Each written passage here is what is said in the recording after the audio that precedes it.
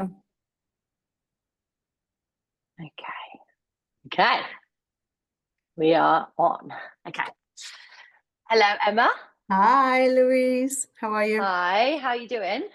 I'm good, thank you.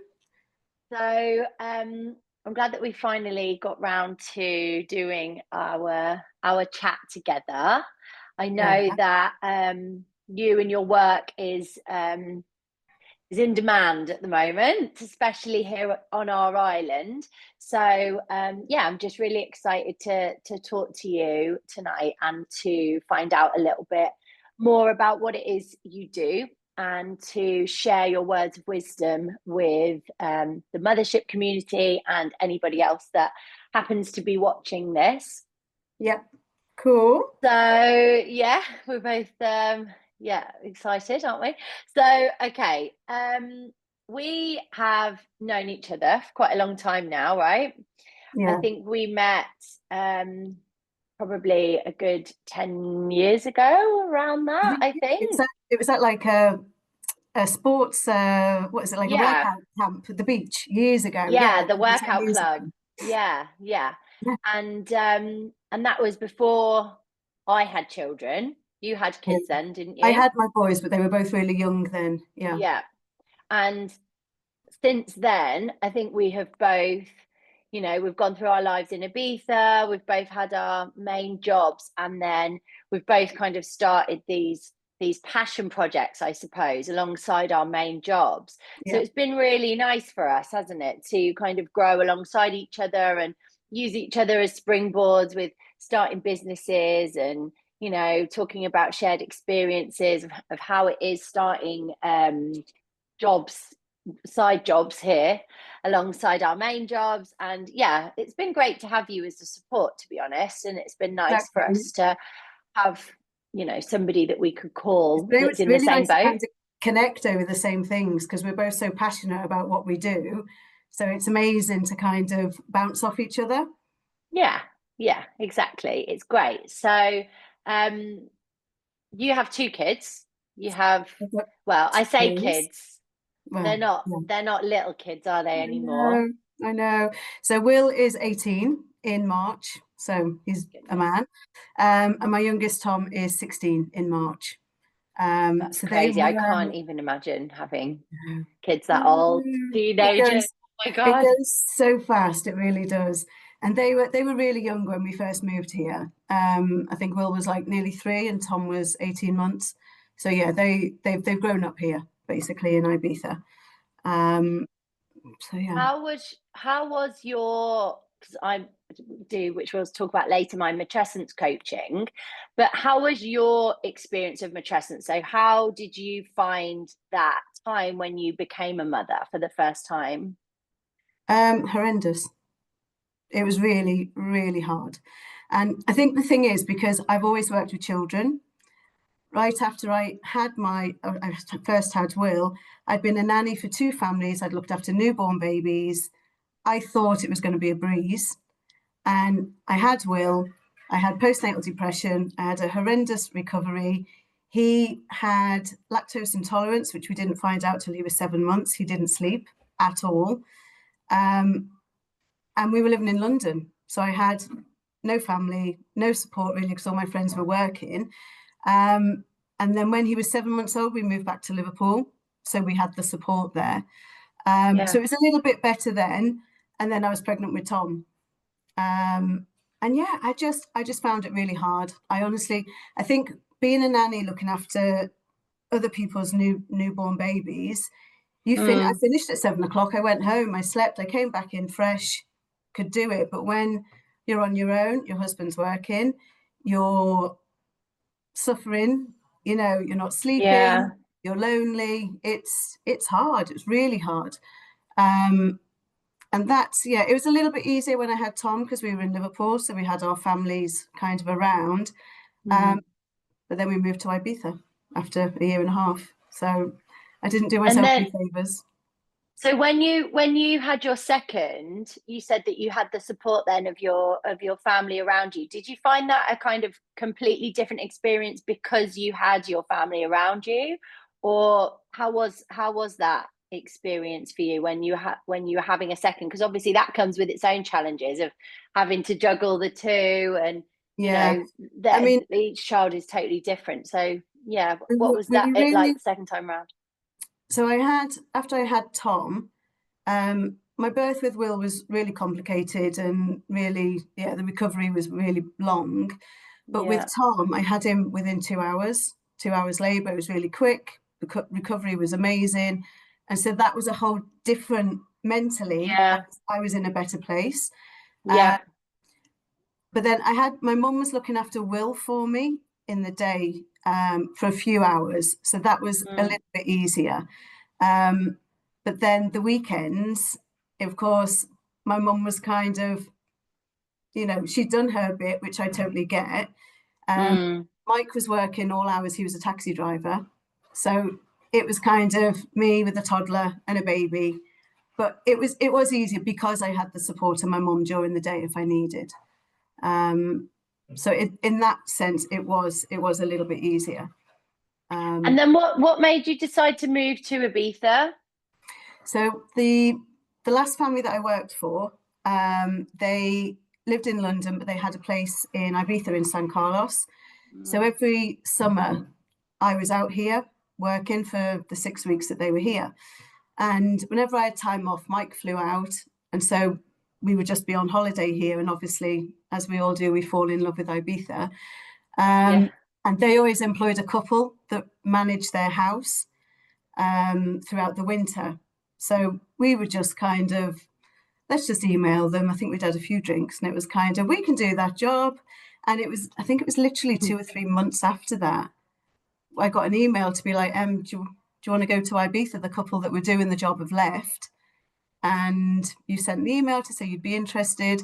And it was so quick. I think it was within like a few months. Mike came out first in like the November, and then in the January, we were all here. So Oh my goodness. it was So quick moving over here. how old were the boys when you came here? Will was 3, nearly 4, and Tom was 18 months, he was nearly 2. Oh my So goodness. And what was that like, bringing your whole family and the kids into a completely new environment? Did that have its struggles as well, or did you find it easier? What? I think, yeah, it was hard because, of course, you move here not knowing anyone. We had, there was staff that worked in the villa that kind of helped us a little bit, like the gardener. There was a lady that kind of helped in the house. So they kind of helped us with the paperwork kind of stuff to get Will into school. Um, but all of that, nothing's easy here, is it? Paperwork. So that, and then once Will started school, that was when we met other families. Mm, Um, and of course, the families that we got close to were expats as well. yeah. And so that's where kind of we clicked, and there was about 4 different families, and we're still all really good friends now. Most of them have left the island over the years and just come back for holidays.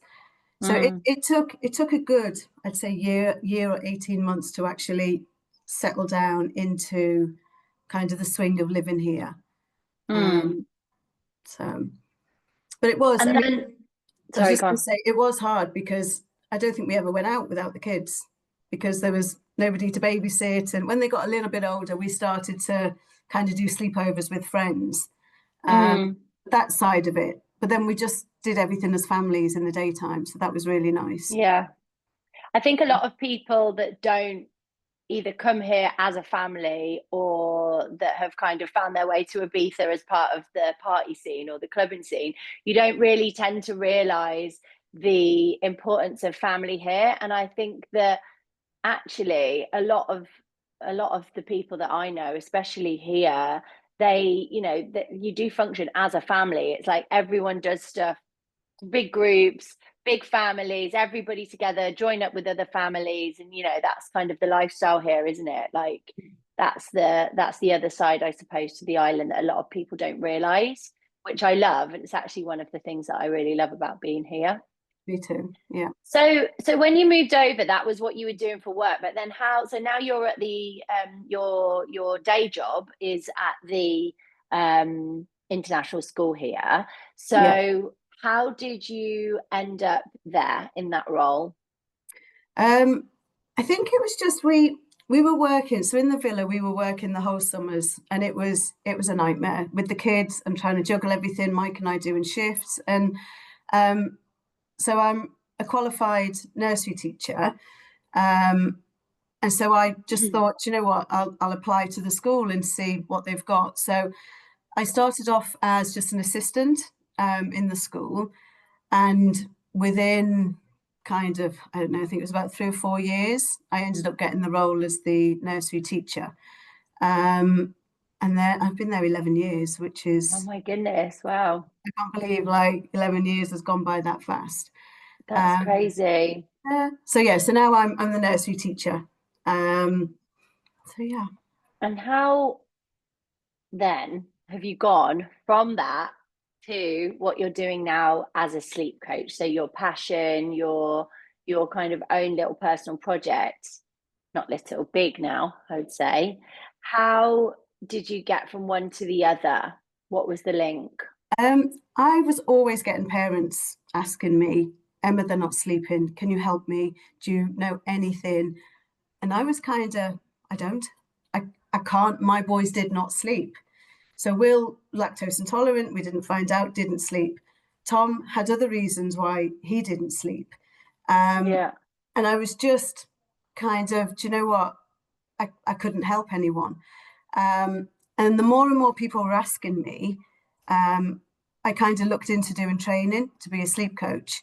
Mm. My friend Lucy in England had done the sleep course and recommended a course which is a holistic sleep course by Lindsay Hookway, which is absolutely amazing. It's all based on sleep science and attachment. Mm. And everything is based on evidence. There's like paces, sorry, papers cited for every single thing in the course. And so there's proof behind everything. Um, and so it took me, I think it was about a year and a half to train and to get certified as a sleep coach. And from that, I've actually now changed the whole concept of my classroom to do with emotions, Wow. behavior, because the way we were doing it wasn't linked with attachment and emotions. And so, one of the first things we start learning from day one is our emotions, how to deal with them. And some of the children in my class are 2 when they start. So, they're 2 and 3, and then Yeah. turn 4. And we start at such an early age doing that, and it makes a massive difference with them, Yeah. with boundaries and the mix. Yeah, it's a big part. Because it's giving them the tools to understand what they're feeling, right? And And what to what express how they're feeling, to yeah. express Yeah. instead of frustration because they don't know what they're feeling, they're given the tools and the language to be able to express how they're feeling. Yeah. And so yeah, so then so my business, I started off just doing sleep, and then I ended up people asking me about behavior, and I realized they're so interlinked, sleep and behavior Mm. and Mm. emotions. So I now do sleep and behavior, and yeah, it's all kind of It linked. feeds into each other. Yeah, Because I think a lot of people probably hear the word sleep training or sleep trainer yeah, and think negatively of it, right? I think yeah. everybody tends to have completely different opinions. I find with sleep and how to get your kids to sleep or not get them to sleep, whether it's co-parenting, doing sleep training, getting your kids to sleep through the night or not. Everyone I speak to has a completely different opinion of it, and I find that sometimes it can be a bit of a heated argument between people, you And know? a lot of people are either here or they're here. There's not a lot Yeah, that are just in the middle. yeah, yeah. My personal experience was I with my first, he had reflux, Mm, silent reflux, and that was really, really hard for us. And he wouldn't go to sleep for ages because the second we would lay him down flat, he would just scream and he would yeah. just, yeah, he was in pain, it was really awful. So we actually did do sleep training with him, and it worked very quickly. It wasn't too strenuous or stressful, but then maybe that's because we had been so used to him being in so much pain, you know, that it was like anything was better. But he slept really well for like 3 or 4 years, and then when he probably 4 years really, and then all of a sudden he stopped sleeping well and he wanted to be with us all the time. And now we have the little one in our bed, we have the the big one in our bed. No one gets any sleep. We all move beds about 3 or 4 times a night. Like our sleeping situation in our house is mental. But it's like we've now, I think because we did this sleep training with him, I've always then felt bad that I haven't had him in my bed the whole time, and there's all this guilt around it. Yeah. So then I'm like, everyone just come in here, it's okay. And then my poor husband's like out in the garden, you know. But but yeah, I just think it's a really difficult thing to navigate. I think I know the importance of sleep, and I know how everybody in my house is a happier, more regulated person if they've slept, including myself, especially myself, Yeah. actually. I'm Um, awful I'm dreadful if I don't have sleep. I'm so bad. oh, me too. It's the worst thing. I'm horrible. I'm horrible. And so is everyone else in my house. So it's like, but at the same time, as I said, you've got this kind of like guilt thing, and then you think, oh, they're not going to be on for that much longer. And it's kind of like, I want everyone to sleep better, but at the same time, I want everyone to just be with me. But at the same time, I don't. I want them to, it's just like, God, it's it's a bit so of a hard. mess. Yeah. Yeah. Well, we Yeah. we actually I did sleep train Will, my oldest. Once we realized he was lactose intolerant and we changed his diet and everything, um, like 18 years ago, it was Gina Ford was like the book Yeah. everybody read, and it was Cry It Yeah. Out, and we did it, and it was absolute agony, and I hated it. It did work short term. The minute though he was teething, the minute he was sick, he ended up back in bed with us, and Mm. I just couldn't keep going through that process. I tried it Yeah. with Tom, my youngest, didn't Yeah. work in the slightest. He's like a Velcro, he was a Velcro baby. He needed to be like on me. You're second. Yeah. Yeah. Same with me. Yeah. And I Same. think with Cry It Out and other types of sleep training, it depends on the temperament of the child, whether it works or not. If it works for each family, amazing. You know, if it works for you, Yeah. if it doesn't and it doesn't feel right in your gut, then you need other strategies to try. Um, Yeah. so it is So, it's that divide. how would you describe the style of sleep coaching that you do? Like, how to somebody that knows nothing about it and maybe does feel a bit apprehensive about the idea of working with somebody to improve their sleep in the house. Maybe they're worried about that whole, you know, upset or like attachment or whatever. How would you explain what you do? My business is the gentle approach. So it is gentle, but a lot of people think of gentle parenting and gentle strategies as there's no discipline, but it's Yeah. not. It's putting boundaries in place in the daytime. It's working on emotions, it's working on attachment. If they're all in place, the strategies that I use work. It's not a quick fix and it does take time. And I do say to my clients, I wish I had a magic wand and I could make everything better. It takes consistency and it takes time. Um, I never promise that the children will not cry, because children need to feel, for boundaries, children need to feel their emotions. And so putting boundaries in place, kind of saying, okay, you're not having the boob all night, we're going to stop this feed. They need to be able to feel that, okay, that's a boundary, and to feel upset and how to deal with that. But you put all them boundaries in place in the daytime, so that of a Mm. nighttime, these things are not as hard, because everything's harder at nighttime when you're tired. So I would describe it as it's gentle, it's attachment, and it's holistic.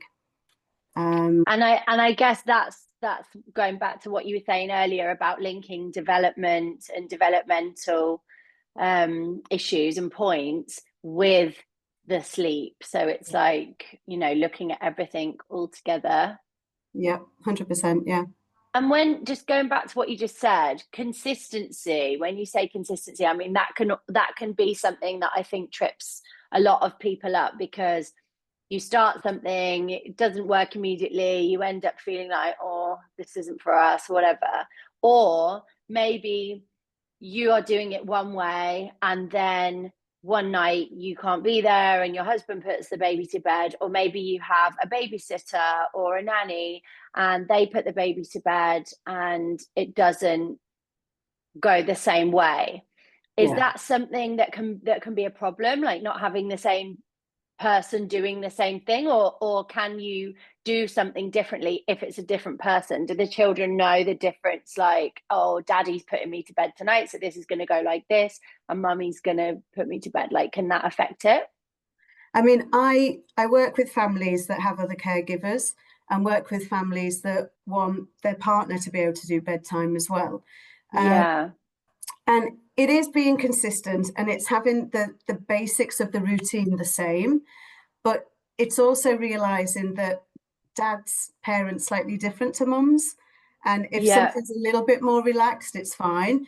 But it's sticking to things like saying, you know, if they keep saying, I want another drink, I want another drink, it's having them boundaries that, okay, we let them have a drink. And then the answer's no, you've had a drink. It's now, we're going to cuddle and have a sleep.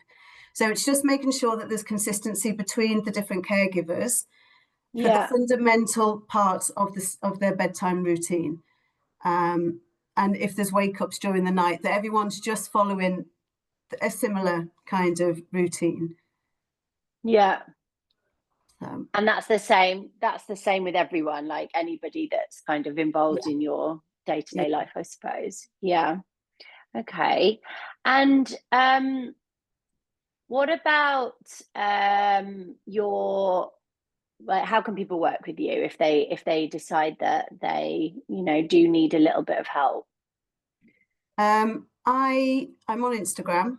I also have a website, and so I offer a free 15-minute discovery call, which there's a booking form on my website, or people can WhatsApp me. And I do the discovery call, and it's to see whether we're aligned to work together, because somebody might think, oh, yeah, I definitely want to book you, but actually they might want something a lot harsher and quicker than what I do. Yeah. And I don't take on every single client. I love to have a chat. I love to find out what the problems are, if I feel I can help them. And if they're ready to commit to it, because some people kind of think, yes, I definitely want to do it, but it might not be the right time if they're going on holiday, or, you know, something's happening. There's no point starting Yeah. something if you can't be consistent. Um, Yeah. because for change is hard. It's hard for us and hard for children, and it does take at least 3 weeks for Yeah. new kind of routines, and new habits to kind of form. Um, Okay. so then after I do a discovery call, and if someone wants to book me, I send out questionnaires. I have quite in-depth questionnaires. They fill them in, send them back, and we then do an online consultation, or if people are Ibiza based, we can do it in person. And depending on the package that they want to book, depends on kind of how much support they have after that. So, um, Great. Okay. And I've got some questions from the wider community. So yeah, before this call today, I put out on the Mothership community, which is our mums community in Ibiza, for those that don't know, if anybody had any questions for you, yeah, anything that they were struggling with. And I know we don't have time to go into things in a lot of detail, but I have some questions for you. yeah. So 1 second. Oh, hold on. I think I just have to get, my little boy is screaming outside. So let me just get him. Okay. Oh dear. Okay. Okay, come here. Right, look. Hey, I'll be back in 1 minute, okay? All right, okay. Right, you're going to be on the video then. There we go. Okay. Oh, look, this is what happens when you leave Daddy in charge. This is Mum Live. Look. Hi. You want to be on the call? You're Yeah. gonna join What's us? round your mouth? All your dinner? I Okay. love it. Real So, life. Real life. real life, guys. This is real life. Okay, so let's go into these questions. Right. So, first question is okay, so this is from Tash, and she says she would love to know how to introduce gentle boundaries when 14-month-old baby wants to feed all night long. I guess that's probably quite a common question, right? Do you know what? I have so many, the majority of the parents that come to me are parents that are trying to either not totally night wean or to totally Yeah. stop breastfeeding, but just to reduce the amount of feeds in the night, because a lot of children end up using it as a comfort as well as feeding. So, I mean, I wouldn't recommend anyone stops breastfeeding or weaning under 12 months. Between 12 months and 18 months is kind of, a good age, because at least from 12 months they're on solids. Yeah. So they're getting the nutrients from their food. So the first thing I would do is, I know that they're feeding throughout the night, but it's kind of, there's something that's making them wake up the amount of times during the night to go to the breast to want feeding. So I would work on optimizing the bedtime routine, which is, we all have an internal circadian rhythm, and we all have stress hormone cortisol and melatonin, which is a sleepy hormone. And if you think of them as on a seesaw, cortisol can only dip, melatonin can only rise, the sleepy hormone, if cortisol is lowered. And in the morning, cortisol starts to rise to wake us up, and melatonin dips. So they're always one or the other. So to reduce cortisol, it's through touching the body, moving the body, and yawning. So they're the main ways that our body, that's why we yawn, is to release cortisol. So before bedtime, That's interesting. after you've had dinner, before bedtime routine, I would do silly play. So your physical touch, move your body, put some music on, dance. You also release cortisol when you're laughing. So laughing with your children, picking them up, dancing, wrapping them up in a blanket and actually squeezing them while they're in the blanket and letting them trying to get out of the blanket while they're laughing. So you're reducing the cortisol. So that sounds nice. Happy time. Then it's also, you're then doing one-to-one time as well Yeah. during this time. So it's kind of ticking quite a few boxes. So I'll talk about filling up the love tank in a second. And so for melatonin, what reduces melatonin is natural light and blue light. So having no screens, at least, they say 2 hours before bedtime, but sometimes that's not doable, but at least an hour. So you've done silly play, then dim all the lights. So put lamps on, close the curtains, and just have kind of quiet time, whether you're doing puzzles, just playing with Lego, or, just a little bit of downtime. Then go into your bedtime routine. So whether it's a bath, into pajamas, teeth, a story. So at that point, the cortisol's dropped and the melatonin's high. At 14 months, I would also look at naps, because you want sleep pressure to be high. So at 14 months, the average, they should be about on 2 naps for 2 to 3 hours a day sleep. Usually that's a shorter nap in the morning and a bigger one in the afternoon. So just make sure that gap between the afternoon nap and bedtime is big enough so that the sleep pressure is high. If sleep pressure is What high, would be big enough, or does it so change per child? Yeah, totally by children, by each child. A lot of people go by wake windows. Wake windows are a good guide, but they're generic. They're not kind of structured to your child. So I would go Yeah. sleepy cues.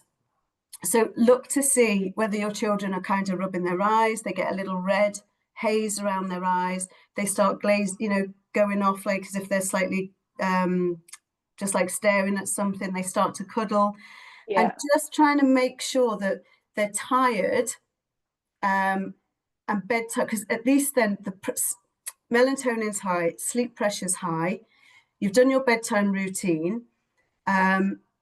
Once they fall asleep, then as long as the daytime nap and your sleep is all fine within kind of the range for their age, then Yeah. Go and show daddy. so doing Go that show for the daddy. bedtime routine is one way of really optimizing better sleep. Go and show daddy. At 14 months old, separation anxiety is starting to kick in. So separation anxiety comes and goes throughout childhood, and it's usually when they're learning and there's big changes, it really peaks. So for 14-month-olds, I would do lots of flip-flap books, lots of peekaboo and hide and seek games, so that Go until and show daddy, children darling, please. are at the age of 2, they don't realize that when they don't see something, it's not there. So when you're playing Yeah, peekaboo, they just think it's gone. you think it's gone. So doing games like that to fill up their love tank and the separation anxiety. Filling up their love tank is 10 minutes a day is all that is needed. And it's evidence, it's all evidence based. All you need to do is 10 minutes a day, and you do it with each child, and it's just one-to-one time, no phones, nobody else, lots of eye contact, lots of affirming language, like, I love this, spent time with you, this is so precious to me, you make me laugh, things like that. And you're just going along with their play, whatever they want to do for them 10 Yeah. minutes. And that just fills up their love tank. Their separation anxiety is lowered before bed. So when children are breastfeeding through the night, if it's not just for food, it's for attachment and connection. So if you've filled up that love tank, the sleep pressure's high, the melatonin's high, the waking for the feeds should be less. And then Because regarding, they've already kind of got their fill in the day. So yeah, they should be. yeah. So the actual feeding part of it, it's putting boundaries in the daytime.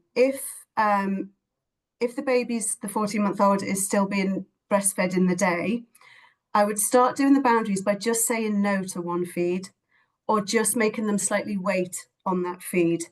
And you're just teaching them in the daytime, because it's easier to do it in the daytime than it is at night. And I would do this for a good week or so, just kind Yeah. of saying, no, not now. We're not going to have boob now. Let's go and have a snack, or let's go and play in the garden. Let's dance, or just something to take their mind off it. So it's And not so on demand. yeah, but then they're just learning. And if they get upset, in a way, it's good, because they're just learning that, okay, that's a big emotion, but mum's saying, it's okay, I'm still here, but we're just not having the boob. Yeah. So when it comes to the evening, to the night time, I would choose, maybe once you feed them to go asleep, maybe the next time they wake up for a feed, with that feed, I would reduce the actual time that they're feeding. So kind of say they're feeding usually for 15 minutes, just reduce it by a few minutes and just say, okay, enough booby now, or enough milk now, we're going to have a cuddle instead. And what Yeah. you're doing then with that feed, each time you just, every few days, just shorten it.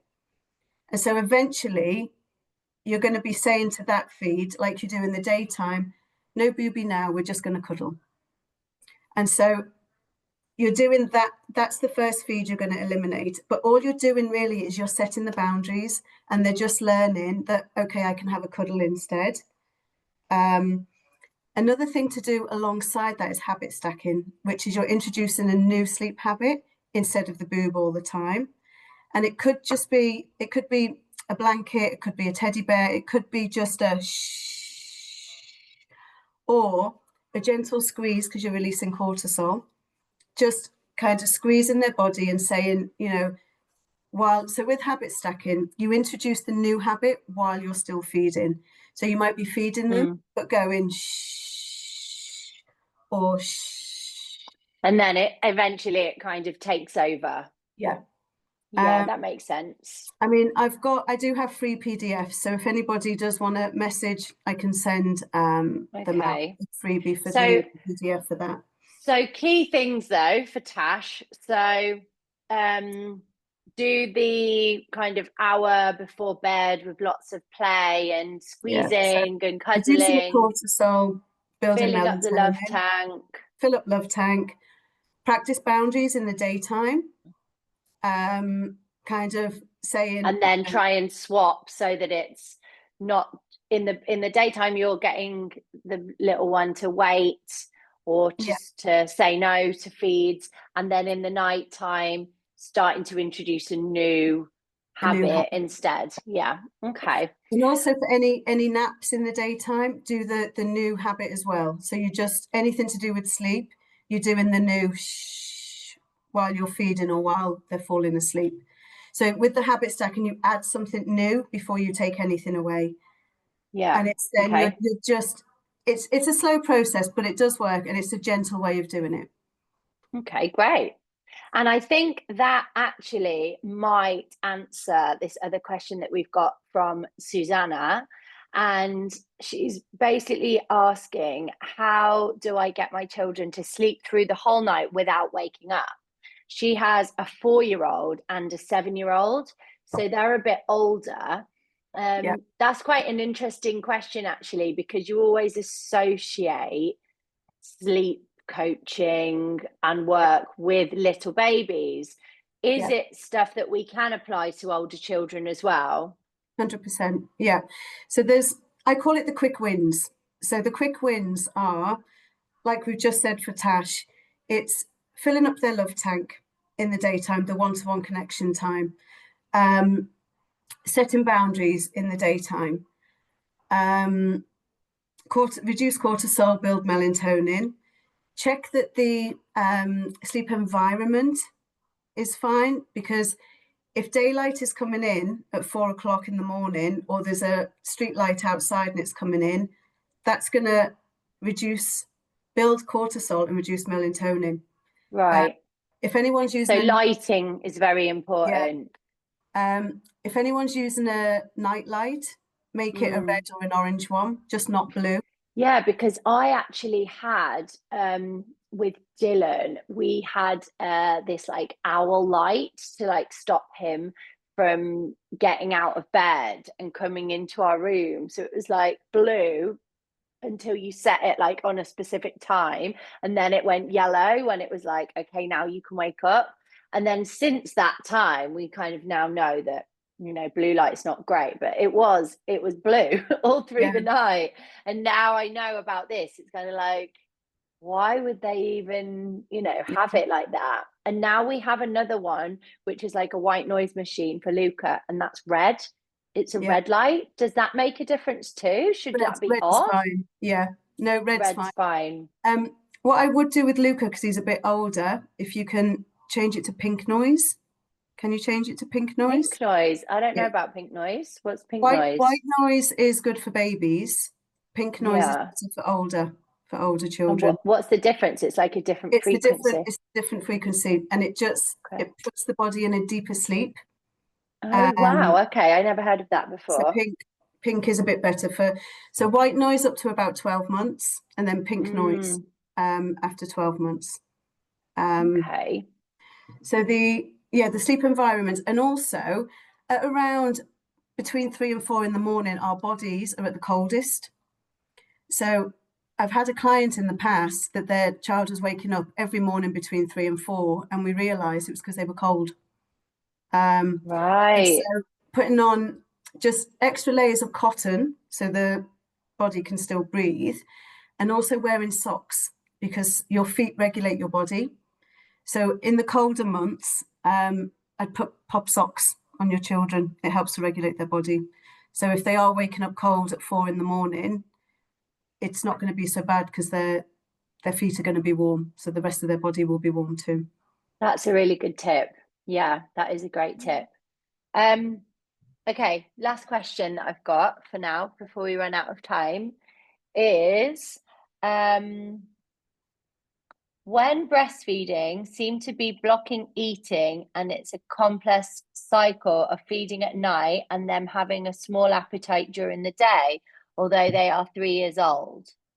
So again, would that be a similar thing to do with swapping the habit over and building during the day and and because easier at night to stop? because the child is 3, there's my favorite book is The Colour Monster. It's amazing. It's a book where a little monster is totally confused, all the colours everywhere, and a little girl helps him put all of his emotions, which are different colours, into different pots. It's an amazing way of teaching, which I do in school, teaching children about their emotions, and it's putting boundaries in place to kind of say, because the child's older, to kind of explain, I know you're angry, or you're sad, you're blue in your tummy, or you're red in your tummy, but we're not having boob right now. And just start doing boundaries in the daytime. If they're not breastfeeding in the daytime, just do it on day-to-day things. If they want something and they can't have it, it's just saying, no, you can't have that toy now, or you can't have the biscuit now. And just teaching them to be a bit more patient, basically, and kind of take no. And it's the same process as with a 14-month-old, with the habit stacking, with the just getting them to wait for one feed during the night. And then hopefully, if the feeds are reduced during the night, the appetite hopefully would come back in the daytime. Also, another thing with food is I wouldn't put so much pressure on it, and give them choices. Let them be involved in going to shop for the food, cooking the food to a point, giving them 2 choices, because children love power and control at this age, and it is just part of the way their brains are developing. And saying to them, okay, what would you like for dinner? Would you like pasta or rice? Do you want chicken or sausages? Whatever it is, and let them be part of it. Let them lay the table. And when they're doing that, they feel that they've got a bit of control. You're making the big decisions, but let them make the small decisions. And then you'll probably find that they will want to eat a bit more because they're in control. They're involved in it more. I definitely find that with Luca, that he if he can be in charge of things, he's much more likely to want to do it. That's just what they're like, isn't it? The children in my class, I've got one little girl in particular, every time we say tidy up time, and she's on the floor lying down, doesn't do anything. But if I just say to her, would you like to tidy the Lego or the car? It's your choice, you decide. She literally goes, I'm going to do the Lego. And off she goes. Amazing, I just laughed at myself thinking, 1-0 to Emma. But it works. You know what I mean? It's their brains. It's the way their brains are working. So it's a really good strategy for toddlers from any age, really. As soon as they're verbal and they can understand kind of directions and things. Amazing. Thank you very much. That's super helpful. And I hope that's helpful to the guys that asked those questions. So if anybody wants to get you on a free intro call, we can link is it a Calendly link or something? We can link it in the bottom and people can make an appointment with you directly through that. Perfect. Great. Okay. Well, thank you very much. Thank you, Louise. Okay, see you soon. Take care. Bye. Bye.